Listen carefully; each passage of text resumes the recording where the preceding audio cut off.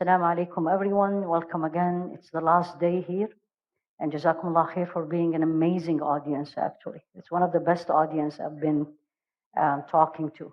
Very tentative, no, yeah, you deserve it. That's not for me, that's for you, alhamdulillah.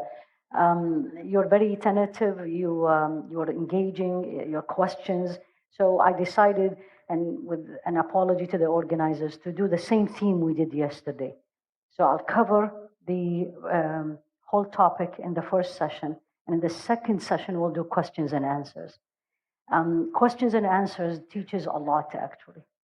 Number one, the more you ask with the intention, as we talked about yesterday, intention, with the intention of learning, not intention, don't you ever ask because you want to be heard, you want to show yourself, you want to tell people I know. Or even worse, and sometimes I see this, alhamdulillah I haven't seen it with myself, but I see it with others, is when you ask to basically embarrass the speaker, or to show that you know more than the speaker, or to prove the speaker is wrong. This is all not for Allah. Rather, when you ask yourself before you ask why you are asking.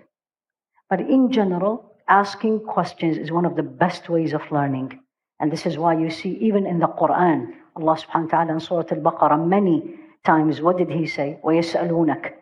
They ask you. They ask you about menstruation. They ask you about money. They ask you about the sacred month. Why they were asking? Because they want to learn. Before I start, I'm going to ask a couple of questions. You got used to me by now, right? Alhamdulillah. All right, if you're always going to ask us. But this time is an easy one. How many of you, when I see hands, know Jannah Institute?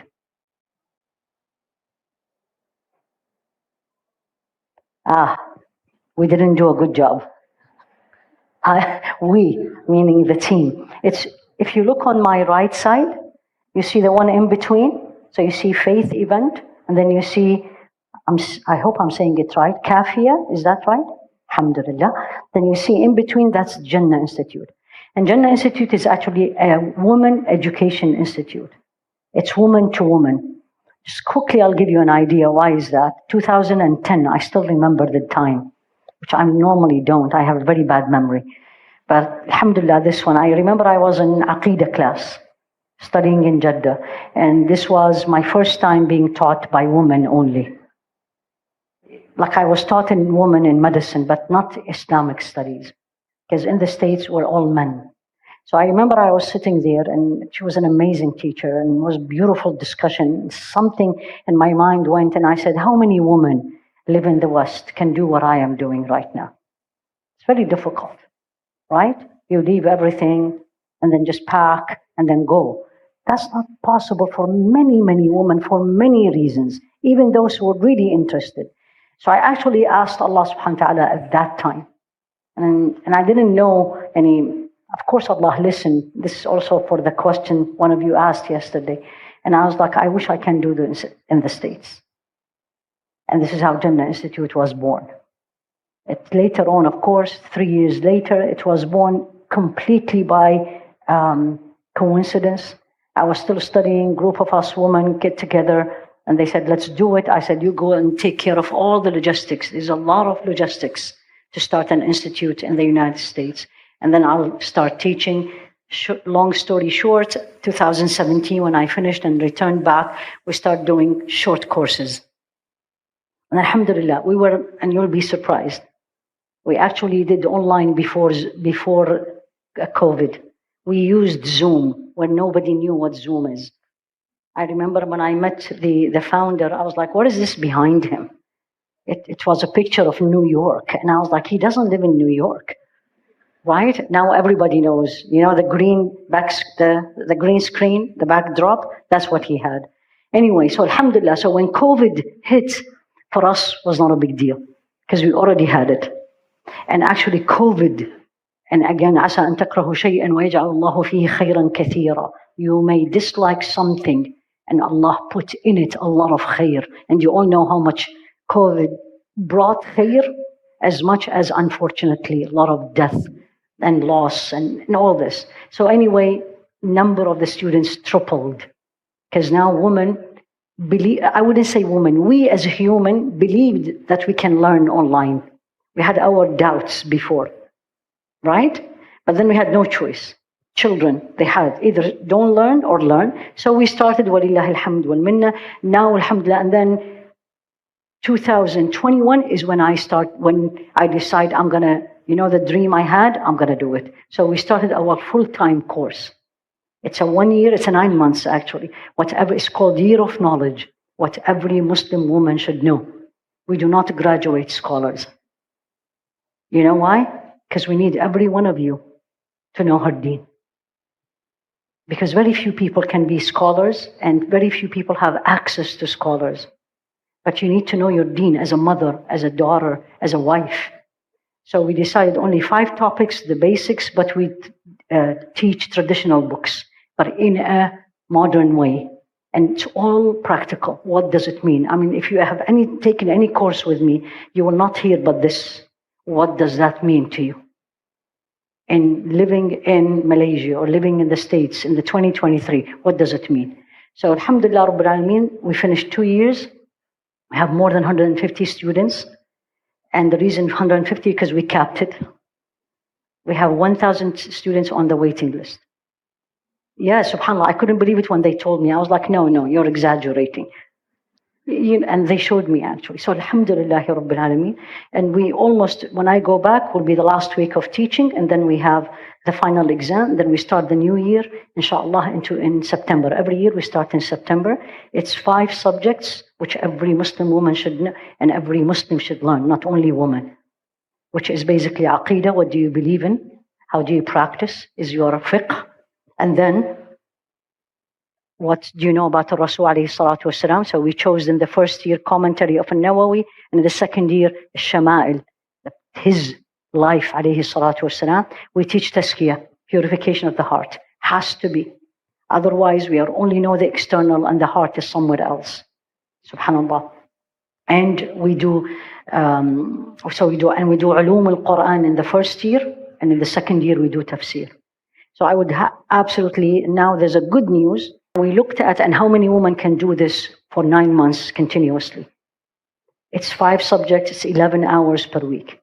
So then we came up with, walillahi alhamd, we're going to start Year of Knowledge self-paced. So you do it your own way. We have the same material, the same thing, you choose. You want to finish in a year, you want to finish in 3 years, you want to take 1 subject, you want to take 3. The idea is, we women and probably the men, there's a difference between men and women. And nobody is better than anyone. Inna akramakum indallahi atqakum. The best person, the person of taqwa. But for women, there is a lot of, I have to use a very careful word. Because honestly, I mean, same thing, the men also has it, by the way, but in relation to education, there's a lot of obstacles. There are a lot of obstacles, meaning, I always say, married woman, 5 children, and she works. Where is and she's a wife, and she's a daughter. Where the time is going to come from? Right? So we have to be really realistic and practical, and as one of the rules of fiqh, that's those of you who study, you probably know this, is ما لا يدرك كله لا يترك جله. If you cannot do it all, don't leave it all. That's a very famous statement. So here you go. Keep an eye. So I would like everyone here is subscribe to our newsletter so you know what's going on. Subscribe to us as a mailing list.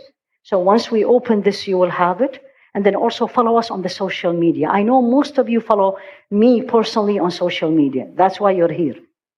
Right? That's how I am known in Malaysia. I was like, how do they know about me? And the answer is social media. Walillahi alhamd. That's the positive of social media. But also I want you to follow on YouTube. The one. How many of you saw the series we did in Ramadan? Show me hands. La. That's disappointing. Yeah, because it was very popular in the States, and usually Malaysia is ahead of the States, except in here. So go ahead to our YouTube channel. Subscribe, it's free, and then you will see it all. Every episode, one of the ones you saw, is usually maximum is 8 minutes. Yeah, because we know how difficult it is to have a 30 minutes lecture. So we actually divided it 6 to 8 minutes. That's the average. So follow us on social media, follow us on the YouTube, subscribe to the YouTube, make sure you get our newsletter so you will be up to date, because the Jannah Institute is actually, it's all over the world for every woman. We have students from everywhere, you name it. And we have from Australia, and we have from Indonesia, we have from Africa, definitely from Europe, definitely from the States and Canada. I just wanted to say this before I forget, because again, we all have to learn. I am a woman, firm believer in education. And actually, I learned this from my mother. She was a firm believer of women education. Not necessarily Islamic education, but you need to be educated. You need to know what is going on. You know why? Because your children, who are the first teacher of the children? With all respect to the fathers, it's usually the mother. Because the mother spends more time with the child. Period. And that's how Allah created us. So make sure you learn, let alone you learn your deen. Because when I'm going to stand in front of Allah subhanahu wa ta'ala, He's not going to ask me, or He's going to reward me just because I'm a physician. Could be, it depends what I did with this MD degree. But when I know my deen, I'm going to stand in front of Him and I'm very proud and happy. And this is what we all need as women. Alhamdulillah. And now with all the technology, it's becoming much easier. Everything that becomes easy, it will be tough and difficult to answer Allah subhanahu wa ta'ala. Because He's going to look at you and me and says, why didn't you learn? Why didn't you learn? It's all in your home. Who doesn't have an internet in this room? Who doesn't have a phone? A phone with internet, smartphone, let alone a computer. So why didn't you learn? And I always say to myself, these questions, I better be ready, because I have no excuse. So inshallah, if one thing came out from this 3 days program, that at least half of you, if not all of you, left with one intention, two intentions. One is to please Allah subhanahu wa ta'ala in everything you do. And second is to become a woman of knowledge. Not a scholar, and don't do it to teach. If you are learning to teach, that's not for Allah. That's for you. Learn to get closer to Allah. And learn to fulfill the amana that Allah give you with your children or your family, including parents, including siblings. But be a person who carry the torch of light. Having said that, I was asked to talk about the woman of paradise. Now, of course, questions. Are we going to go to Jannah? I'm talking about women. I love inshallah. Okay. طيب. Let's rephrase it. Are there women in Jannah? So why this title? Of course I'm going to ask you. When you read this title, what came to your mind? I'm sorry, one person. Why this title? See, if you have an education, you will answer it right away. And the clue was in the video that was, obviously didn't pay attention, but that's okay. It was in there. So who are the women of paradise guaranteed? So let's learn this. Sayyidina Abdullah ibn Abbas narrated this hadith. And I'll start with it and then take you through them. Sayyidina Abdullah ibn Abbas says, Rasul alayhi salatu wasalam said, أفضل نساء أهل الجنة, the best woman of Jannah. So that means they are in Jannah. But not only they are in Jannah, but they are the best of the women. Like imagine this, we are all in Jannah, Ya Rabbi Ameen. And then there is more than 1,000 people in this room. And Rasul alayhi salatu wasalam will say there's 4 people, Ya Allah, 4 people of those are the best. Don't you want to be one of them? So he said 4, أفضل نساء أهل الجنة. He didn't say 4. The 4 is a weak hadith actually, but he mentioned their names. He said أفضل نساء أهل الجنة, the best woman of Jannah are Sayyidah Khadija bint Khuwaylid, وفاطمة بنت محمد وآسيا بنت مزاحم ومريم بنت عمران. So 4 of them. So we have, first is Khadija, Sayyidah Khadija. Second is Sayyidah Fatima. And Maryam ibn Imran and Sayyidah Asiya, the wife of Fir'aun. Before I take you through this, and this is what we're going to do, this the first session, I want each one of you, men and women, because this is also for men, not only for women. And I want you to say to yourself, write down on a piece of paper, why these 4? Did you notice there is no Sayyidah Aisha? Right? And 2 of them before Islam. Why? What is in them specifically that Rasul ﷺ, and of course Allah taught him, that these 4 are the best? So number 1, you have to ask this to yourself. This is how I learn. And I don't want to learn information.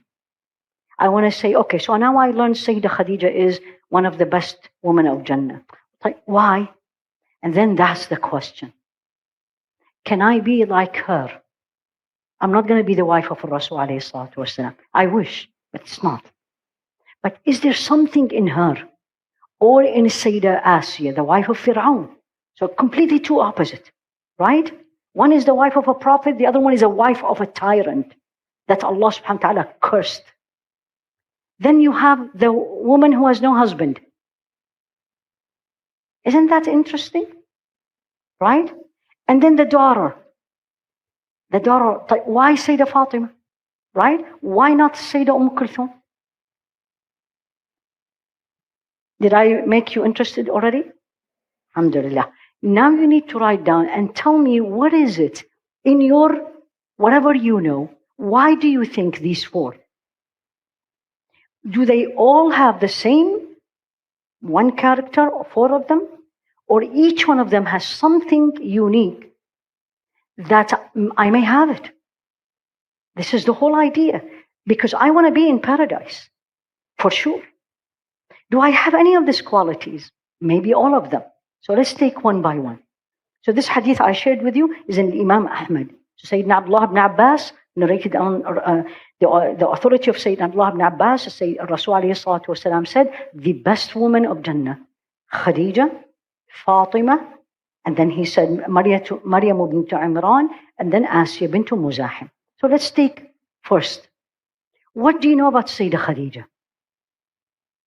What do we know about Sayyidah Khadija? Everybody knows. And you know what's the interesting?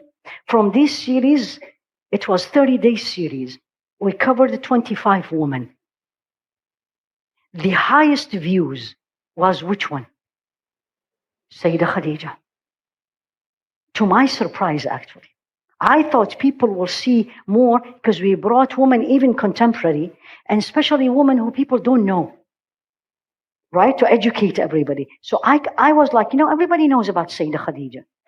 Subhanallah. So let's see. Who is she? What we all know, she's the first wife of Rasul alayhi salatu wasalam. Okay. But there's other wives. But what was special about her? Woman, you need to know this. She was the first Muslim. She was the first Muslim, not Muslim woman. She was the first one who believed in Rasul alayhi salatu wasalam. You all know the story, which you just heard it.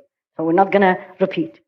She was the first. So the first wife of Rasul alayhi salatu wasalam. She was born, this is just for you to learn, 556 in Mecca. 556 in Mecca. And her father is Khuwaylid, of course. Her nickname. And I want everybody in this room, men and women, ask yourself this question. I took a group of youth, and again, I live in California, so hiking is something very popular there. So I took youth for hiking on a weekend. And they were like a 20s, that's the age. The youngest maybe was 16 or 17. Anyway, so we hiked, we reached to the top of the mountain. And for some reason, and everything Allah makes you see is a learning message. Remember yesterday? It's a text message from Allah. But Allah doesn't text the way we text. He sent it in front of us. So as we were walking, there was a plague. There was a plague there. It says something about somebody who did something for the county. The issue is not who's this person, or the age, or what's written. So I kept reading, and then I looked at the girls, and I said, what do you think they will write on my grave and your grave after we die? My name and the day I was born and the day I died? And then, how many Muhammad, or how many Fatima, or how many Khadija? What is the unique thing you want people to remember you with? The mother, the wife, the abida, the worshipper. So Sayyidah Khadija, her nickname was At-Tahira, the pure. The pure. Subhanallah. Although, when she married the Rasul ﷺ, she was not virgin. She already married before she was a widow. So this is nothing to do with the physical. This is something to do with spiritual with Allah and in her character. So her nickname is At-Tahira. And never, even before Islam, never worshipped idols. Never. And she was, again, married before Rasul ﷺ. How many of you in this room is single parent? Alhamdulillah. May Allah make it easy for you. Ya Rabbi, Ameen. She was one of them. She was a single parent. See, we're going to share things that you say, oh, you know how people feel for themselves? They are single parent. And it was like, oh. Sayyidah Khadija was a single parent. Subhanallah. So she was a single parent, and she was rich. And I'm going to emphasize on rich. Because she was probably the only wife of Rasul ﷺ who was rich, well-known, rich businesswoman. So now people come and tell you, Islam doesn't give the woman their rights, so Islam tell women stay at home. I was like, really? Really? Okay, I'm not going to talk about myself. The first wife of Rasul ﷺ, she was a businesswoman. Not a teacher, not a physician, businesswoman, very tough. Right? Because it's mainly men-dominated profession, even these days. So she was a businesswoman, single parents, right? And she dedicated her life to these three. That's another message to everybody. She dedicated her life to three things: to her business, to her children, and to her home. So if you are a person taking care of your home, don't feel bad. Don't let anyone make you look down at yourself. I see this in my office, where the woman, I was like, profession, what do you do? She says, and this is the way it says. It said, I'm stay-home mom. And if she's feeling pity for herself, why? And I said, only? You're a mother. You're a mother. You know what mother is? You know what how Islam looks at mothers? Why do you feel sad for yourself? Right? And same thing is when somebody is studying Islamic studies or a Quran teacher and they start, like, I'm only a Quran teacher. Only? Why? Because that's what they are making us feel. That studying Islamic studies, memorizing the Quran, teaching Quran is like how much they will pay you. So being a mother, she dedicated her life as a mother to her home and to her business. This is before she married the Rasul ﷺ. And she was a strong woman and a woman of vision. Why I'm saying this? How did she get married to Rasul ﷺ? Come on, you all know the story. She saw him. She saw in him, not he looks, alayhi salatu wasalam, but what attracted her to him was his character. So this is a woman of vision. And this is all for all the women here and for all the brothers here, is when you choose a spouse based on character, not wealth and money. Now she really liked because she dealt with him in business. And this is how you know people. You know, the famous line of Sayyidina Umar, when he was entering the masjid and he heard somebody praising someone, really praising. And you know Sayyidina Umar.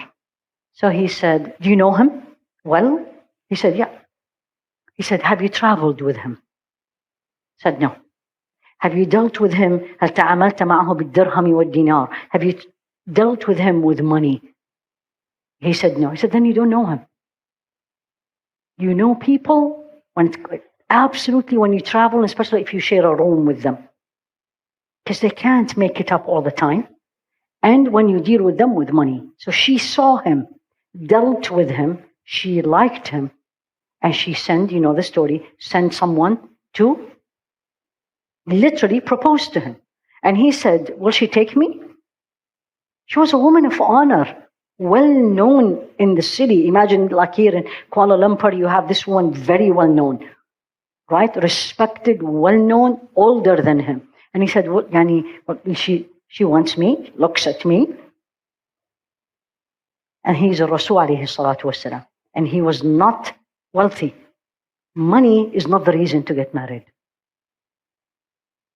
Everybody needs to learn this, because you will be miserable.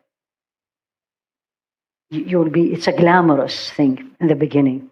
But unless that person that you are marrying is, alhamdulillah, has money, that's khayrun ala khayr. But there has to have more than just the money. So this is how she was. She was the first Muslim, and number 2, the biggest supporter of Rasul alayhi salatu wasalam. That's how wives should be. And that's how husbands should be. It's a matter of support. Love in the beginning needed, but the love changes. It doesn't change to hate, but it changed to mawadda, solace. You miss them, but there's no this huge passion only in the beginning. So she was his main supporter, and she was the first and the only wife for 25 years. He didn't get married when she was alive, alayhi salatu wassalam. She gave him 4 children, 4 girls and 2 boys, 6. Do you know the names? Bismillah. Fatima, everybody knows.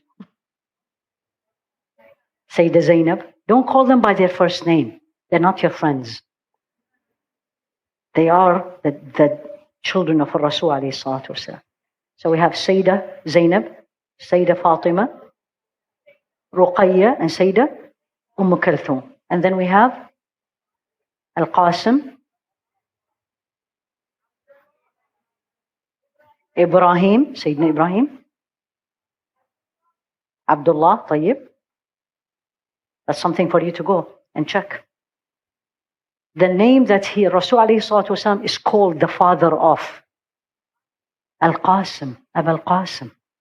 That's one of his nicknames of Rasul alayhi salatu wasalam. So she actually had 6 children with the Rasul alayhi salatu wasalam. Sayyidina Ibrahim was not from her.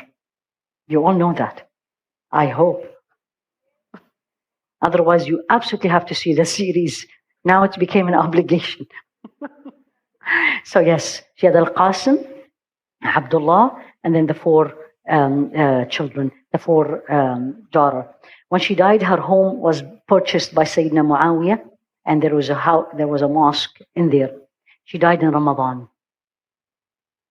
And ask Allah subhanahu wa ta'ala that takes you on a Friday in Ramadan and you're in Mecca and you're in Ihram. That's death. Especially in the last 10 days. So millions will pray also. Honestly, millions will pray janazah. That's what she... and the year she died, they called the year of sadness. Aam al-Huzn. Because she passed away, and then the uncle of Rasul alayhi salatu wasalam passed away. Now, the most important thing, characters. This is just the history. Now let's come to the character. Before wealth, she was known to be noble. How many of you in this room, don't show me hands, when you go home and sit with yourself, again, brothers and sisters, you're going to say to yourself, you know, when my name is being mentioned, remember the play? I'm going to be remembered as the noble woman. The rich, the beautiful, you know, the talented versus the noble. Which one is harder?